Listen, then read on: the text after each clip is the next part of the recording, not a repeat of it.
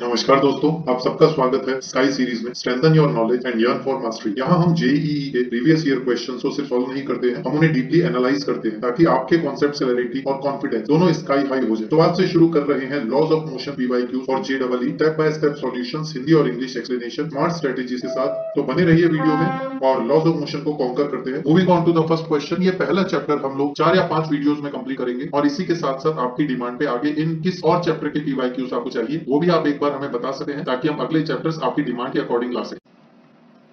A balloon has mass of 10 gram in air. The air escapes from the balloon at a uniform rate of velocity 4.5 centimeter per second. If the balloon shrinks in 5 seconds completely, then the average force acting on the balloon will be. आपको time में average force चाहिए और ये question is related two variable mass. Now we know that in variable mass F equal to V dm by dt. That means in this case force जो कि आपको पता करना है, एवरेज फोर्स आपको यहाँ पर पता करना है एंड वेलोसिटी इज 4.5 सेंटीमीटर पर सेकेंड. वेलोसिटी इज 4.5 और मास इज 10 ग्राम. 5 सेकंड में पूरा श्रिंक हो जाता है. That means DM by dt CGS system में टोटल मास 10 ग्राम और टोटल टाइम है 5. आपने सब चीजें सीजीएस में पुट की है इसलिए आपका आंसर भी सीजीएस सिस्टम दैट इज 9 में आएगा. So force becomes 4.5 into 2 which is 9 dyne. एक बहुत ही बेसिक क्वेश्चन. आपको केवल वेरिएबल मास प्रॉब्लम का अगर फॉर्मूला आता होगा तो भी ये क्वेश्चन आप आसानी से कर जाएंगे.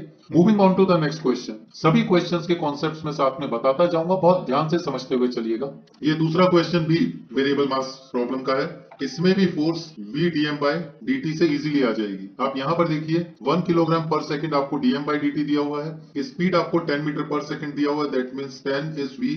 dm by dt itself is 1 kilogram per second. That means force is 10 newton. और अगर फोर्स 10 न्यूटन है, मास 2 किलोग्राम है पार्टिकल का, वाटर जेट आकर पार्टिकल पे टकरा रहा है. Now acceleration is force by mass. Force is 10 newton, mass itself is 2 kilogram. That means acceleration becomes 5 metre per second square. I hope आपको ये क्लियर होगा. अगले क्वेश्चन पर आते हैं. A cricket player catches a ball of mass 120 gram moving with 25 metre per second speed. If the catching process is completed in 0.1 second, magnitude of force. आपको ये बात पता है कि force average force delta B by delta T rate of change of momentum second law के according calculate की जा सकती है. और यहाँ पर delta P, initially ball 25 metre per second से मूव कर रही थी और मास बॉल का 120 ग्राम है. फाइनली बॉल रेस्ट में है. That means change in momentum अगर आप देखें तो that will be 120 by 1000 mass into 25. ये इनिशियल मोमेंटम आ गया इसका पार्टिकल का और फाइनल मोमेंटम पार्टिकल का है 0.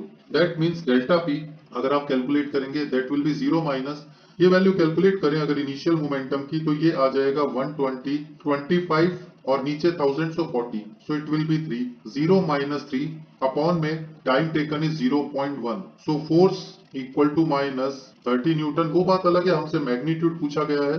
सो force will be 30 newton. Answer will be D. ध्यान रखिए सेकंड लॉ का एक बहुत अच्छा एग्जांपल है और बहुत इजी क्वेश्चन है, आप आसानी से कर पाएंगे. Moving on to next question. कोई भी डाउट हो you can comment on the video. Next question.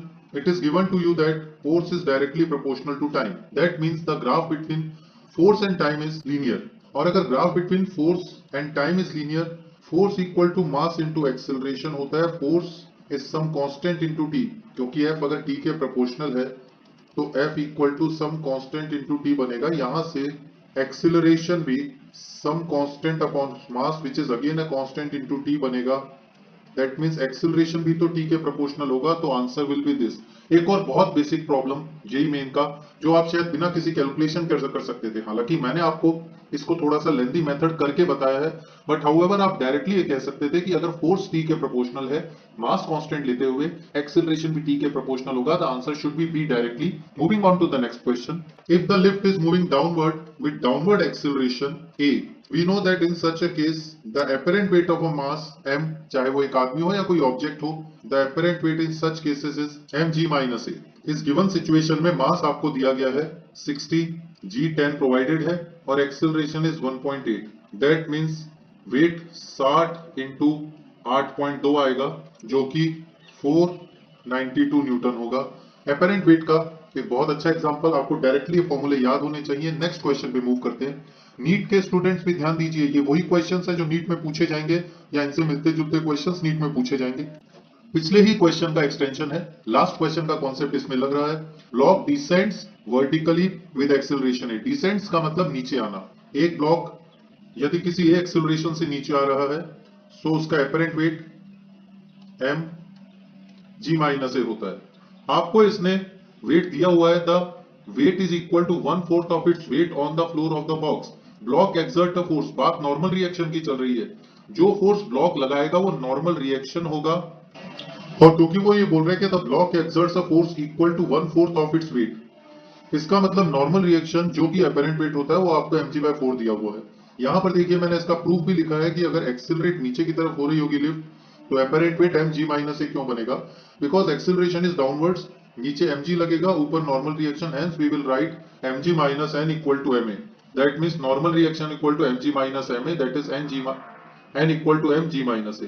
अब अगर आप n की जगह mg/4 पुट करते हैं so mg/4 equal to mg minus a, m से m cancelled out, g minus a g/4, acceleration is 3g/4। this is the answer। ये बिल्कुल पिछले क्वेश्चंस के कॉन्सेप्ट पे था। Moving on to the next question. एक ब्लॉक जिसका mass capital M है इंक्लाइन प्लेन पे नीचे स्लाइड कर रहा है कांस्टेंट वेलोसिटी से, इसका मतलब acceleration is zero. Down the plane mg sin theta, up the plane friction, और बिकॉज एक्सेलरेशन जीरो है इसलिए फ्रिक्शन की वैल्यू mg sin थीटा के बराबर ही होगी, ना mg sin थीटा से ज्यादा ना कम। सिमिलरली परपेंडिकुलर डायरेक्शन में एक नॉर्मल और परपेंडिकुलर इनटू द प्लेन एक mg cos थीटा, mg के दो कंपोनेंट mg sin थीटा और mg cos theta. So because friction mg sin theta आ गया और नॉर्मल mg cos थीटा आ गया, लेकिन आपसे पूछा क्या है, contact force between the block and the wedge. Contact force normal और फ्रिक्शन के रिजल्टेंट को कहा जाता है। नॉर्मल और फ्रिक्शन के रिजल्टेंट कैलकुलेट करने के लिए हमें वेक्टर एडिशन लगाना पड़ेगा, दोनों के बीच का एंगल 90 डिग्री है। दैट मींस अगर मैं R को कॉन्टैक्ट फोर्स लेता हूं, we will write F square plus N square. इसको रिएक्शन फोर्स भी कहा जाता है कॉन्टैक्ट फोर्स को, ये रिजल्टेंट होता है फ्रिक्शन और नॉर्मल का। So R equal to under root of mg sin theta square plus mg cos theta square. mg बाहर, sin square theta plus cos square theta root में जो कि 1 होता है। So R equal to mg। इसका alternative method आप देखिए, मतलब method number 2। Method number 2 says that क्योंकि बॉडी का एक्सेलरेशन जीरो है मतलब इस पे नेट फोर्स जीरो होगी, बॉडी इक्विलिब्रियम में होगी। और अगर इस पे नंबर ऑफ फोर्सेस देखी जाए तो दो ही नंबर ऑफ फोर्सेस लग रही है, एक कॉन्टैक्ट फोर्स और एक mg। आपसे कॉन्टैक्ट फोर्स पूछा, इट इज नॉट नेसेसरी कि आप नॉर्मल और फ्रिक्शन अलग अलग लगाएं। ये मेथड ज्यादा ट्रिकी है लेकिन ज्यादा आसान भी है करने में, बहुत इजीली आपका आंसर आएगा। अगर किसी बॉडी पर केवल दो फोर्सेस लग रही हैं और आपसे कहा जा रहा है कि नेट फोर्स जीरो है तो आप डायरेक्टली ये कहेंगे कि दोनों फोर्सेस इक्वल और ऑपोजिट होंगी। So because only two forces are acting, R और mg, और बॉडी अभी इक्विलिब्रियम में है तो R equal to mg, this will be the answer. अच्छा क्वेश्चन है, इसको 2-3 बार कीजिए, वीडियो को पॉज कीजिए, बार बार देखिए। And moving on to next question. Question कुछ इस तरह से है, 10 किलोग्राम का मास एक रोप से जिसकी लेंथ 5 मीटर है सस्पेंड किया गया है। 30 न्यूटन की एक फोर्स हॉरिजॉन्टल में लगाई जा रही है रोप के मिडिल पॉइंट पर। The angle made by upper half of the rope with vertical, वो भी दिया हुआ है आपको कि वर्टिकल से कितना एंगल बना रहा है, आपको x की वैल्यू चाहिए। अगर हम इसका फ्री बॉडी डायग्राम बनाएंगे, इधर 30 न्यूटन, अपवर्ड डायरेक्शन में t cos थीटा। अगर आपको कंपोनेंट लेने नहीं आते हैं आप हमारा वेक्टर सीरीज के लेक्चर्स देख सकते हैं, t sin थीटा लेफ्ट में और tan g नीचे। नाउ बिकॉज ये पूरा सिस्टम इक्विलिब्रियम में है, दैट्स व्हाई हम यहाँ पर x और y दोनों डायरेक्शंस में नेट फोर्स जीरो करेंगे। अगर सो t sin थीटा 30 आ रहा है और t cos theta tan g divide करेंगे, अगर आप t से t कैंसिल आउट हो जाएगा, साइन बाय cos tan, ये आ गया 30/100 अगर g को हम tan लेते हैं तो। और थीटा खुद आपको tan inverse x into ten की पावर -1 दिया है, इसका मतलब tan theta already is x into ten की power -1 which is equal to 3/10, that means x itself is 3। एक अच्छा क्वेश्चन है, इक्विलिब्रियम पर बेस्ड है, आप आसानी से कर पाएंगे अगर आपको थोड़े बहुत आंसर्स, थोड़े बहुत कॉन्सेप्ट्स याद हैं। आपको फोर्सेस कैसे रिजॉल्व करते हैं ये पता है, कैसे उनको बैलेंस करते हैं, अगर आप ये जानते हैं तो ये आसानी से क्वेश्चन आप कर पाएंगे। Moving on to the next question. Statement 1, an elevator can go up और down with uniform speed when its weight is balanced with the tension in its cable. बिल्कुल ठीक है, आपको केबल में टेंशन वेट के बराबर मिलेगी अगर इसका एक्सेलरेशन जीरो है। फर्स्ट केस में एक्सेलरेशन जीरो है बिकॉज यूनिफॉर्म स्पीड है। First statement is correct. Tension weight से डिफरेंट तब होगी जब उसका एक्सेलरेशन होगा अप या डाउन डायरेक्शन में। Next, force exerted by the floor of an elevator on the foot of a person standing on it is more than his or her wait, apparent weight की बात कर रहा है। When the elevator goes down with increasing speed, अगर मान लीजिए goes down with increasing speed, तो velocity भले ही इसकी नीचे है, एक्सेलरेशन इज अपवर्ड। और अगर एक्सेलरेशन अपवर्ड है, ध्यान दीजिए, भले वो नीचे जा रहा है लेकिन increasing, elevator goes down with increasing speed मतलब एक्सेलरेशन भी डाउनवर्ड है।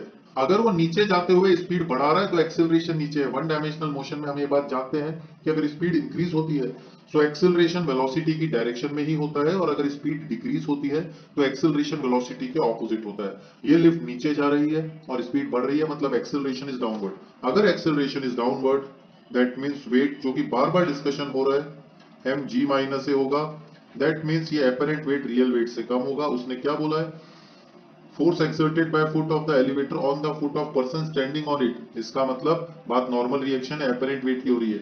It is not more than, it is less than. यहां से समझ में आ रहा है कि this is less than m g, hence second statement गलत है, फर्स्ट स्टेटमेंट सही है। This is the answer. Moving on to the next question. अगर हम इस डायग्राम को देखें तो ऊपर आएगा टी का cos 30 कंपोनेंट, बिकॉज ये एंगल भी 30 होगा। लेफ्ट में horizontally T sin 30, downward √3g, और राइट में f। बिकॉज अभी इक्विलिब्रियम में, हेंस आप x और y दोनों डायरेक्शंस में फोर्सेस बैलेंस कर सकते हैं। ये x और y में फोर्सेस बैलेंस करके आएगा। अगर आप इन दोनों को डिवाइड कर देते हैं, you will get f by √3g equal to 1030,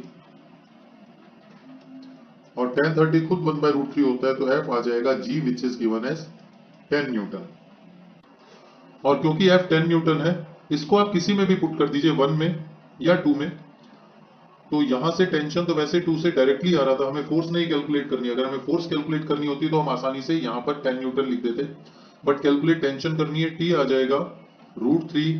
T के लिए आप देखिए केवल सेकंड इक्वेशन सफिशिएंट है, आपको फर्स्ट इक्वेशन की जरूरत नहीं है अगर आपको टेंशन कैलकुलेट करनी थी तो।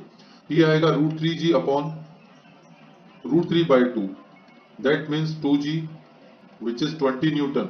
तो answer is B 20 newton. Moving on to next question. अच्छा क्वेश्चन है, एक बार फिर देखिएगा इसे।